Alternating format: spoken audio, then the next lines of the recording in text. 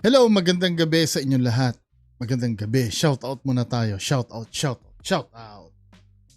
So, unahin natin ito si Ma'am Mia TV 01. Shout out Boss B. Isang maulang gabi. Magbe-bare months na naman. Ano po pinagkaiba ng sense of ownership sa sip-sip lang talaga? Oo nga no. Yun ang madalas na ma-interpret eh. Hindi, ganito.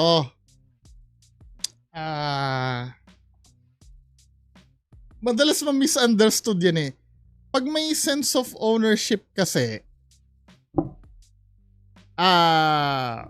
ingat na ingat ka sa workplace. Gusto mo lagi in order, at the same time may pakikisama ka. Ang sip-sip kasi kupal yan sa lahat ng katrabaho. Sa boss lang mabait yan. Medyo okay ba yung paliwanag ko? Minsan na may misunderstood yan eh. 'Di ba? Medyo may pagkakupal din ng may sense of ownership, pero at the same time nakikisama sa mga katrabaho. 'Di ba? Sabing ganon, shout out idol, umuunti ang collection. Oo nga eh no. Hindi, siguro feeling mo lang na-compress ko kasi. Meron pa akong 2 box dun eh. Kaya lang wala na akong mapaglagyan. Mga nandun ko yung mga Ninja Turtles ko. Nandun sa likod. Hayaan nyo, no, mag-i-improve naman ang display natin pagdating ng panahon. Anyway, next si Chukadol, no. Video to clever editing, bakit nagbi-video, ano purpose? Shout out, Chukadol. Ma'am Lynn Tamori, hello. Oy, si Ma'am Lynn Sudo pala nagpapa-shout out. Ma'am Lynn Sudo kasi mag-type ka ng shout out. Kasi dito, nilalagay ko dito para makita nyo, no. Naglagay kasi ako ng filter dito na shoutout. Kaya lahat ng mga may shoutout sa comment, lumilitaw. Shoutout Ma'am Lynn Sudo. Sir Drummer Tales, hello. Goat Link Cycle Channel, hello. Pare-act po sa nangyari kay Boy Kilaw. Sino yun? Bigyan mo nga ako ng link niyan. Sino yung Boy Kilaw? What do you mean Boy Kilaw? Next, si Ma'am Sherilyn. Hello Ma'am Sherilyn.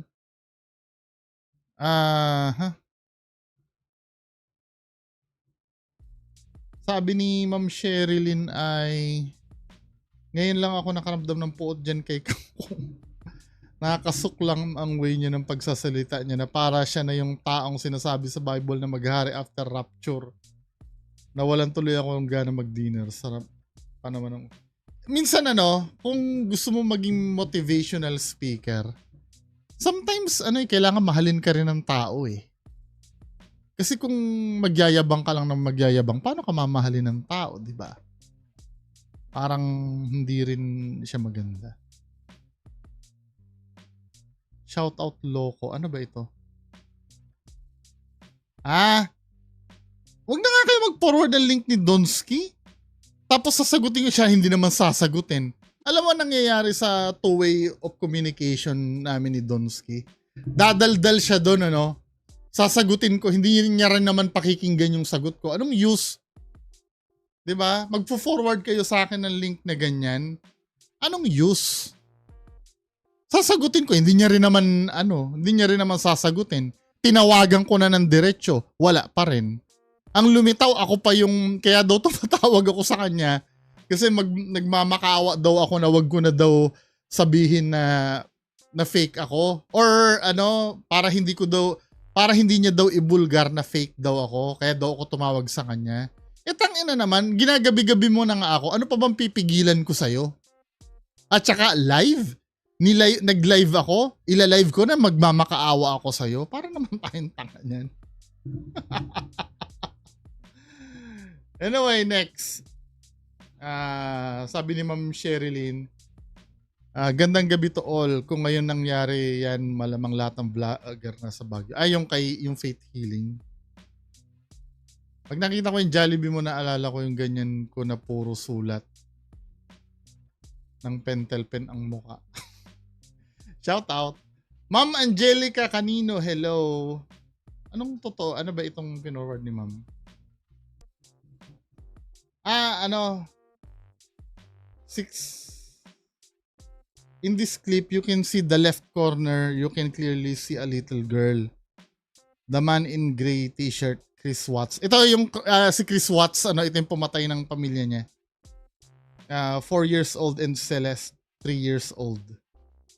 Left corner daw eh. Tingnan na, anong left corner? So, ang left corner nandito sa banda dito nyo, no? Ano yung doon? Left corner daw.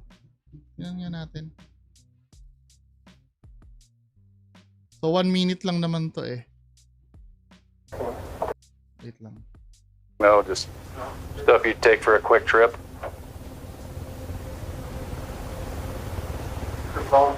Her phone's here? Yeah. Her phone's here. Does she work? Yeah, she works from home. Oh, from home? She works This Is Her Lifeline.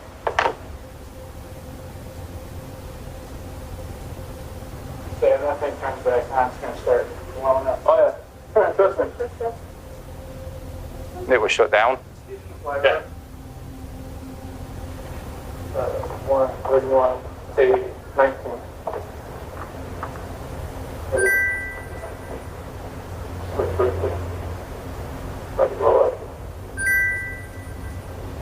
Ay, oo nga no. Takina, kinilabutan ako dun. Oo nga, may something dun sa dito. Sa may green na pinto. Tamo. Oo nga no. Ay, ewan ko ha.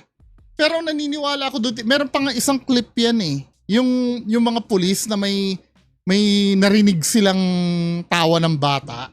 Documented ng pulis yun eh. Ito rin yan eh. Same din yun, di ba? Pinatay niya yung mga anak niya. Pati yung asawa niya. Ito, may maririnig din dito na tawa ng bata, gigil. Ito, official ito na footage ng ng mga pulis, yung Axon body camera. Hindi, nung unang inisip ko, baka naman pinatong lang nung uploader. Pero inacknowledge ng pulis yung tunog eh. Tingnan mo. Yes. Yung di ba? May ito, hii! Gumaganon. Oh. Yes. Oh my gosh. What in the world was that? What was it? Di ba? Go in there and step on that little blue thing and see if that's where that noise came from. Yeah, it sounded like a kid toy. It sort of sounds like it. Pero tiningnan nila walang laruan ng bata There doon. was I heard it. That one, did you hear it? I did. Ito maganda pag dalawa kayo ang nag-investigate doon. Pero mga pulis ito eh, naghahanap lang sila ng clue doon sa bahay. Hindi naman sila nagpa-paranormal hunting. Pero naninig nila yung tawa ng bata. 'Di ba? Sa akin compelling 'yun Pero kung may explanation kayo, may debunk kayo, lalo na yung pinakita ni ni Ma'am. Saan na ba 'yon? Yung pinakita ni Ma'am na link ni Ma'am Angelica kanino. Parang okay din 'yun mukhang talaga siya. Galing siya Netflix eh. Napanood ko sa Netflix 'yan eh. Yang nung una nagpapanggap siya na hindi niya alam kung saan napunta yung anak niya. Anyway, pagpatuloy natin, shout out. Sir Neil Lester. Ma'am Linta Mori. So, yun ang yun ang nagpa-shout out. Lagyan niyo na shout out yung comment niyo ha. So, patuloy tayo. So, may nag-request sa akin na video, no. Ito ay vlog ni Mark Paragas. Official to. Si Sir Mark Paragas yan. Tiningnan ko yung channel niya. Ang content niya yung mga hotel. Kasi morong nag-travel vlog ito eh. Si Sir Mark Paragas, ayan travel vlog siya sa meron siyang isang content na medyo may pagka-paranormal. Itong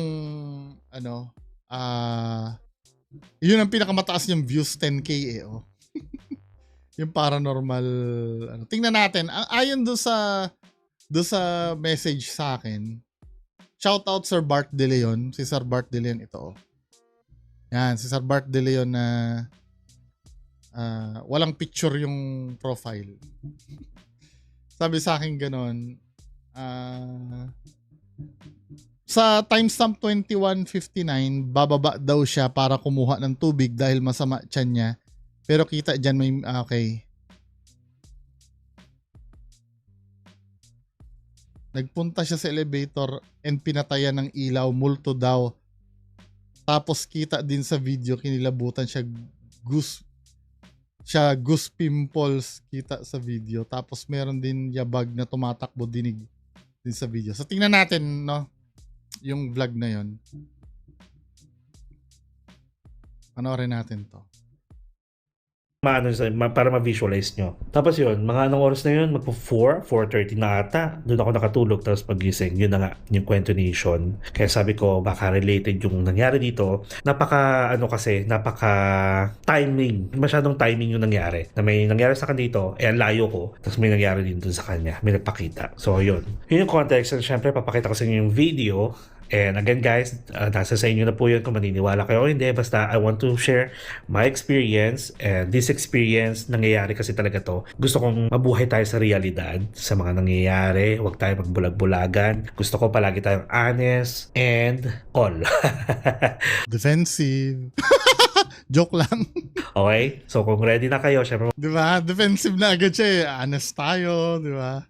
Anyway, malay mo totoo naman. papaalam muna tayo, then papakita ko to. So, yon. And guys, kung nagustuhan nyo yung video natin, please like this video and share sa alam nyo mga nakaka-relate at saka mga nakakakita. And don't forget to subscribe to my channel, Mark Paragas Official, and hit the notification bell para updated kayo sa mga upcoming travel vlogs pa na. Enjoy life, live life to the fullest, enjoy every moment. Because you will never get to this age again, guys. So please do what makes you happy and follow me as we discover the world one step at a time. See you guys tomorrow.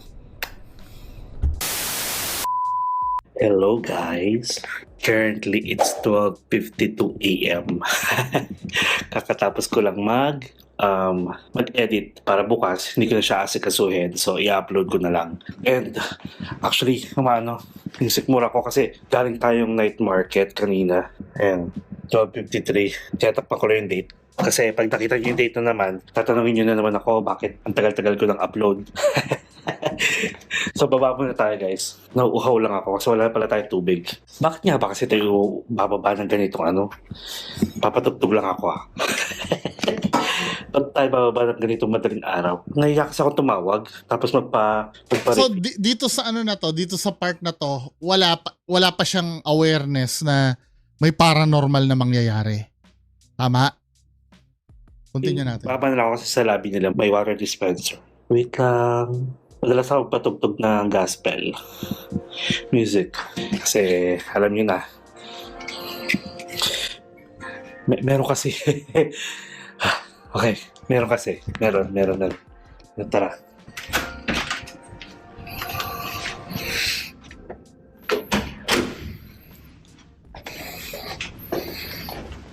Nasa 15th floor tayo, di ba? Ito. Bigyan ko lang to.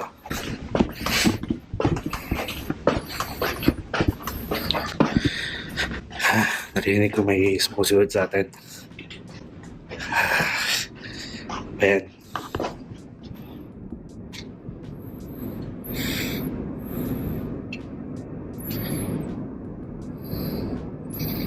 Tatayo ang balahibo ko.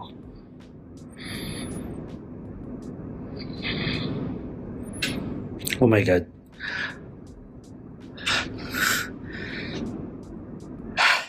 Ayoko na. Bala kayo dyan. Tapos sinabing huwag niyo akong susundan.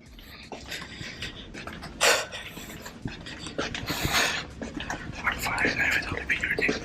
Your kingdom come, your will be done on earth as it is in heaven. Give us this day our daily bread. Forgive us our sins as we forgive those sins against us. Just bring us into this fire. Pray me for the amen. Hail Mary, full of grace, the Lord is with thee. Blessed are you among women, blessed is the fruit of thy womb, Jesus. Holy Mary, Mother of God, pray for us sinners now and for our death. Amen. Hail Mary, full of grace, the Lord is with thee. Blessed are you among women.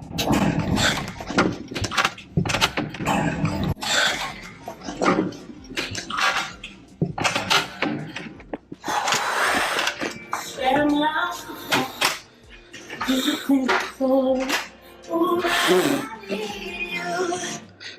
be the moment and blessed be the fruit of Jesus, Holy Mary, Mother of the beginning. Now and ever shall be, world without end. Amen.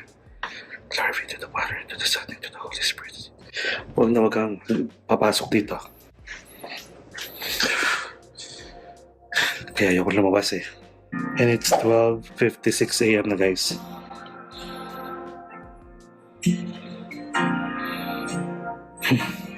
Yan. Ito yung pinapatugtog ko palagi. Paano ako makakatulog?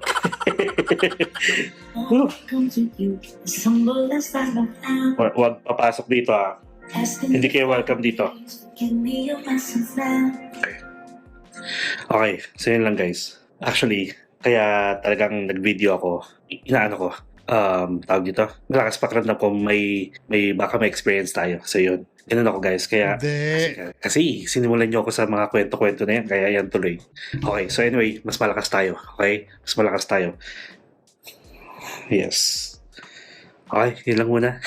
Bye-bye. Pag sa susunod na lang na kwento ko, okay? Baka pag-usapan natin to. Sige. Good night. Do you believe that bullshit? Alam mo, tama itong nag-PM sa akin eh, matalino eh. Ito yung mga napansin niya, no? Hindi sa akin credit to ha, dito sa nag-ano. Kasi sabi niyang ganon, bababa daw siya para kumuha ng tubig dahil masama tiyan niya. Pero kita dyan, may mineral siya na parang may laman. Hindi, may laman talaga. So bakit bababa pa sa lobby para mag-refill ng tubig sa tumbler niya? Nagpunta siya sa elevator and pinatayan ng ilaw, multo daw bungo. Tapos kita din sa video, kinilabutan siya. Goose pimples kita sa video. Tapos meron din mga yabag na tumatakbo, dinig din sa video. Yung yung sinasabi mo kasi na kinikilabutan, sometimes kahit hindi naman paranormal, kikilabutan ka. Sometimes nga kahit yung tinatakot mo lang ang sarili mo, kikilabutan ka eh. Kahit nga minsan nagkikwento ka lang, kikilabutan. Hindi indikasyon na totoo ang pangyayari pag kinilabutan ka. Maraming factors na pwedeng mangyari na kilabutan ka kahit hindi naman ito paranormal. For example, najijebs ka, no? Pwede kang tayuan ng balahibo noon. Paranormal ba yon? Halimbawa, na ka rin, nahuli ka ng teacher mong nangungopya. Tataas din ang balahibo mo noon. Maraming factor, hindi lang siya paranormal. Now, ito, susundan ko yung sinabi mo. Ang sabi niya, kukumuha daw siya ng tubig dahil masama siya. Pero may mineral water nga naman siya doon sa loob. 'Di ba? Ulitin natin yung video ha. Kasi pinanood ko para maintindihan ko yung start tayo sa 21 minutes. So dito sa video na to, napapansin ko kasi dito, defensive na siya eh. Ito yung na take note ko dito. Ito pananaw ko lang to. Sabi niya naman dito, bahala naman daw tayo kung maniniwala daw tayo o hindi. So, i-exercise natin yung pagkabahala natin. Papakita ko sa inyo yung video. And again guys, nasa sa inyo na po yun kung maniniwala kayo o hindi. Nasa sa inyo na po yun kung maniniwala kayo o hindi. Nasa sa inyo na po yun kung maniniwala kayo o hindi. Basta I want to share my experience. And this experience, nangyayari kasi talaga to. Gusto kong mabuhay tayo sa realidad. So, dito mag-start yung vlog. Dito pa lang, nung start nitong vlog na to, kaduda-duda na eh. Out of nowhere, bigla kang magvi-video.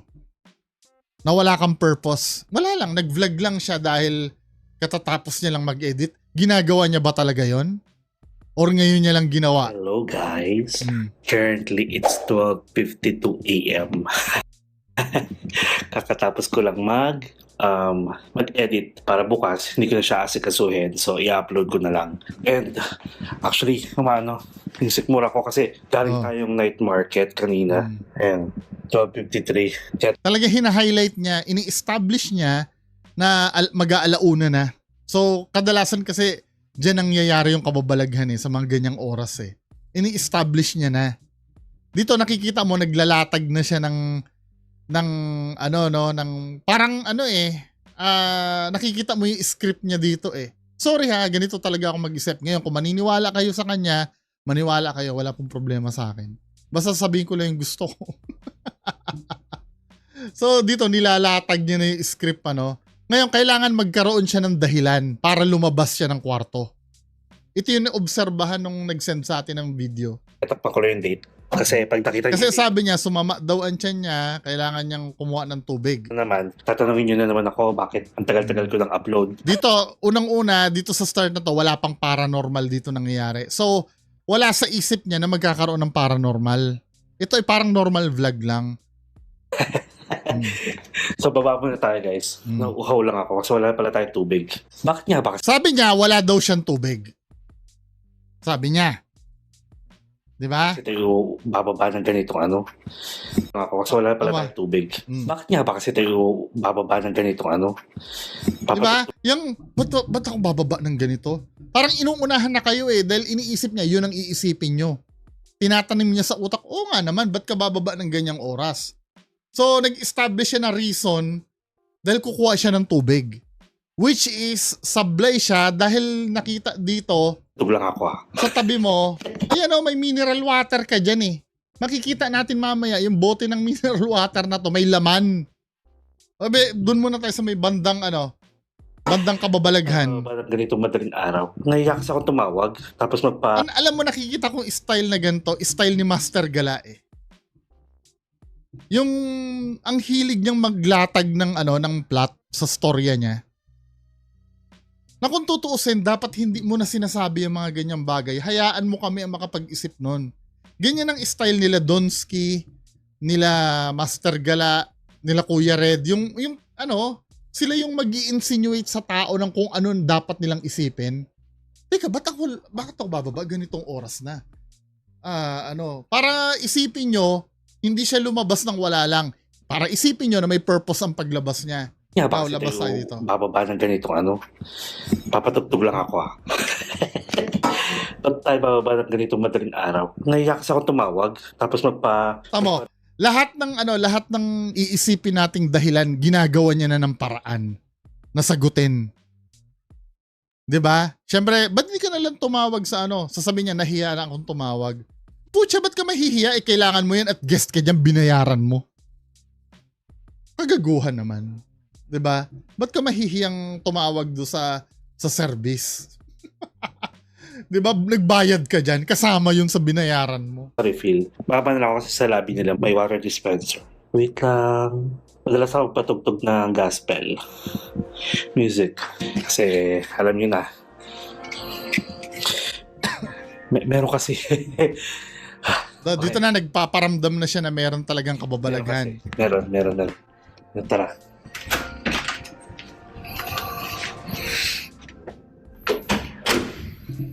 Kaya sabi ko sa inyo pag gagawa kayo ng fake video, kumonsulta kayo sa akin eh.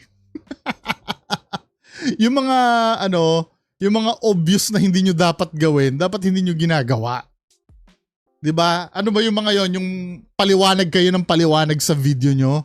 Dapat hindi nyo ginagawa, hayaan nyo yung mga tao ang mag-isip. Or kung magpapaliwanag ka after na ng video. Kasi ganito ang ginawa ko dyan eh. Pero yung the moment na gumagawa ka ng video, huwag kang paliwanag ng paliwanag. Rule number 1, kung gusto mo maging realistic yung fake video mo, huwag kang paliwanag ng paliwanag. Kasi ang nangyayari dyan, hinahabol mong maintindihan agad ng nanonood yung nangyayari sa'yo eh. Kaya doon ka nabubuking na fake yung ginagawa mo. Nasa 15th floor tayo, di ba? Ito, bigyan ko lang. Diba?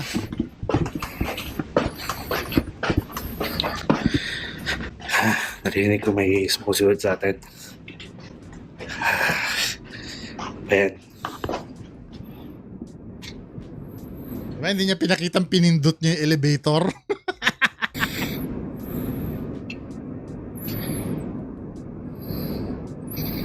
Tatayuan balahibo ko.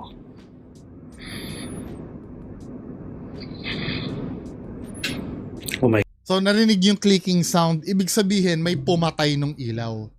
Ang akala kong pumatay ang ilaw ay yung sa loob ng elevator. Pero ito nakita mo, pinindot yung switch eh. So kung pinindot yung switch mo, dapat iimbestigahan mo yan. Asa ba switch nito? Ba't biglang namatay? Oh, nakikita mo yung signal ng mata niya? Tamo ha? Tayo ang balahibo ko. Tama yung mata niya, ha? Oh my... Huli! Sinisignalan mo yung kasama mo eh. Tama yung mata niya, oh.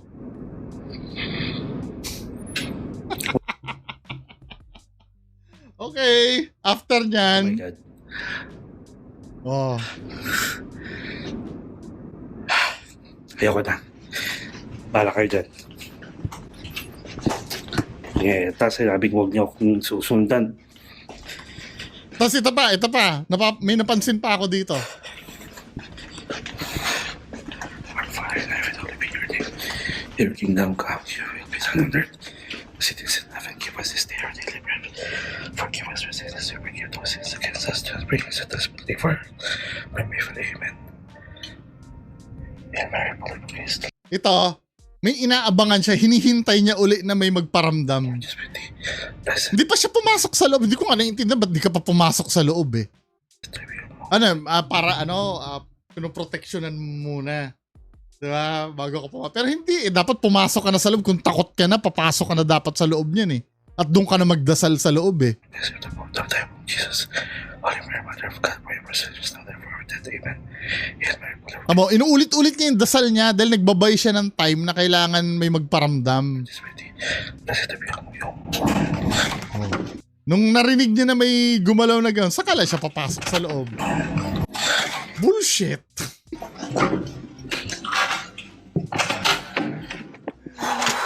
Ay, nako.